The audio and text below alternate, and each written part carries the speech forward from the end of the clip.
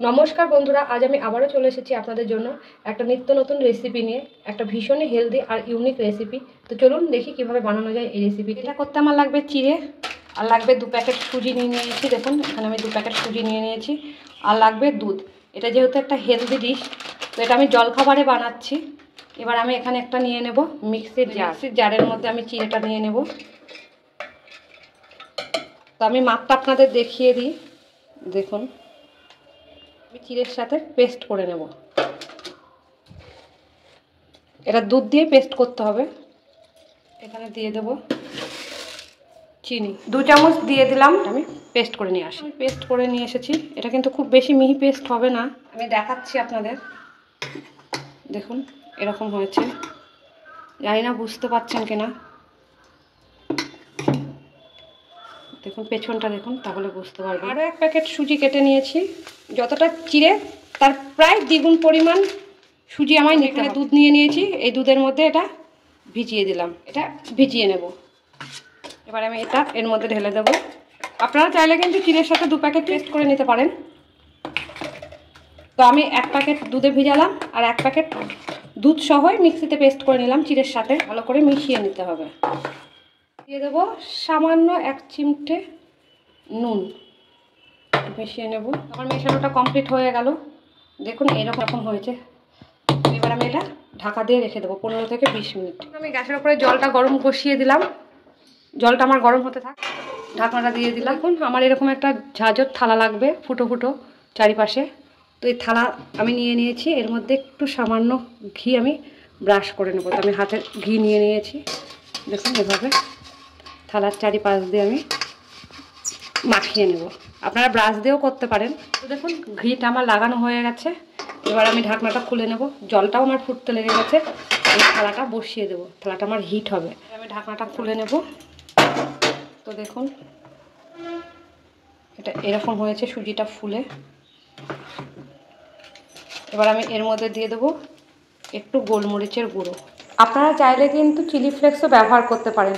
আর এতে কিন্তু একদমই জল ব্যবহার করা যাবে না। অনেকটাই ঘন হয়ে গেছে। আমি এর মধ্যে সামান্য একটু দুধ দেব, সামান্যই, খুব বেশি নয়। থিকনেসটা কিন্তু এরকম হবে, এর থেকে বেশি পাতলা হবে না। এবার আমি এর মধ্যে দিয়ে দেবো 1 প্যাকেট ইনো। আপনারা চাইলে বেকিং সোডাও দিতে পারেন, তবে ইনোটা বেশি ভালো হবে। ইনোটা দিয়ে একই দিকে নাড়বেন। দেখুন কি সুন্দর বাবুল সুপটা হয়ে গেছে। এটা মিশিয়েই কিন্তু সঙ্গে সঙ্গে ঢালতে হবে। এবার আমি এটা ঢেলে দেবো সঙ্গে সঙ্গে, একদম সঙ্গে সঙ্গে ঢালতে হবে। দেখতে ভালো লাগার জন্য উপর থেকে একটু করে ছড়িয়ে দেবেন। এটা কাশ্মীরি লঙ্কার গুঁড়ো, জাস্ট দেখতে ভালো লাগবে, আর কিছুই নয়। এটা আমি ঢাকা দিয়ে দেবো। ঢাকাটা খুলে আমি দেখে নেব হয়েছে কিনা। মনে হচ্ছে আরেকটু হবে, একটু কাঁচা হয়ে আছে, আরেকটু হবে। এদিকে আমি গ্যাসের ওপর একটা বাটি বসিয়ে দিয়েছি। বাটির ওপরে আমি দিয়ে দিলাম সর্ষের তেল। আপনারা চাইলে ঘিও করতে পারেন। কিছুটা আমার মশলা লাগবে। দেখুন এখানে আমি নিয়ে নিয়েছি কারি পাতা, সর্ষে, আদা কুচনো রয়েছে, আর লঙ্কা। আমি একটু সর্ষের তেল গরম করতে বসিয়ে দিয়েছি। এবার এর মধ্যে আমি এই মশলাগুলো দিয়ে দেবো। আপনারা চাইলে এটা এমনিও খেতে পারেন, আর এটাকে একটু চটপটে বানানোর জন্য আমি এই মশলাটা দেবো।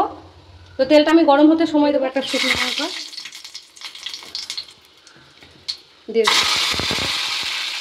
দিয়ে দেবো, সর্ষে, সব একসাথে দিয়ে দিলাম। এবার এগুলো ভালো করে মিশিয়ে নেব। তো দেখুন এটা আমার ভাজা হয়ে গেছে। ঢাকনাটা খুলে দেখে নেব। এবার দেখুন এটা হয়ে গেছে। আমি এটা ঢেকে নেব। দেখুন এটা এর ওপর দিয়ে দেবো। আমি কিন্তু গ্যাসটা অফ করিনি, গ্যাসটা আমার চলছে। চারিপাশ দিয়ে এটা ছড়িয়ে দেবো। তো দেখুন এটা দেখতে কি সুন্দর লাগছে। তো ভিডিওটা তখন দেখার জন্য অনেক ধন্যবাদ। ভিডিওটাকে অনেক অনেক করে লাইক করুন, শেয়ার করুন, আর এই চ্যানেলটিকে সাবস্ক্রাইব করে রাখুন, যাতে আগামী ভিডিওগুলো আপনারা খুব সহজে আর তাড়াতাড়ি পেয়ে যান। তো আমি এটা তাড়াতাড়ি করবার জন্য ছেলেদের খুব খিদে পেয়েছে, তরকাটা দিতে পারেন। এটা প্রত্যেকে দিয়ে দিলাম, আপনারা ইচ্ছা করলে এটা ঠান্ডা করেও তরকাটা দিতে পারেন গ্যাস থেকে নামিয়ে। তো আমার যেহেতু দেরি হয়ে গেছে, সকালে সবাই খাবে, তাড়াহুড়ো আছে, ওই জন্য আমি গরম গরমই তরকাটা দিয়ে দিলাম। গরম গরম দিলেও হবে, আবার গ্যাস থেকে নামিয়ে তারপরে দিলেও হবে। তো আপনাদের যেভাবে ইচ্ছা সেভাবে দেবেন। দেখুন এটা দেখতে কি সুন্দর হয়েছে। তো ভিডিওটা ভালো লাগলে অবশ্যই একটা লাইক করবেন, আর একবার বাড়িতে অবশ্যই ট্রাই করবেন, এটা আমার অনুরোধ রইল। এটা পিস পিস করে কেটে দিতে পারেন এভাবে, আপনাদের পছন্দ মতন যেভাবে খুশি পিস পিস করে কেটে নেবেন। আমি একটু বড় বড় করে কাটছি, আপনারা আপনাদের মতন করে শেপ দেবেন। একটু ঠান্ডা করে তুলবেন, তাহলে ভালো উঠবে। আমার যেহেতু খুবই গরম, তুলতে একটু অসুবিধা হচ্ছে। একটু ঠান্ডা করে তুললে কি হবে, সুন্দর উঠবে। দেখুন তলায় একটু লেগে নেই, আর কতটা স্পঞ্জি হয়েছে। দেখুন এটাতে কি সুন্দর উঠেছে, এর গায়ে লেগেও নেই। একটু গরম থাকার জন্য এখানটা একটু লেগে আছে। দেখুন থালায় তুলে নিয়েছি, এটা দেখুন কি সুন্দর ফুলেছে। দেখুন এরকম হয়েছে, আর এরকম জালিদার হয়েছে। দেখুন কি সুন্দর জালিদার হয়েছে। তো আমি আবারও আপনাদের কাছে রিকোয়েস্ট রাখছি, অবশ্যই এই রেসিপিটা একবার বাড়িতে ট্রাই করবেন, আর সকলে মিলে খাবেন। এটা একটা সুন্দর রেসিপি, ভীষণই হেলদি রেসিপি। বাচ্চাদের টিফিনে আপনারা এটা দিতে পারবেন, ভীষণ হেলদি হবে।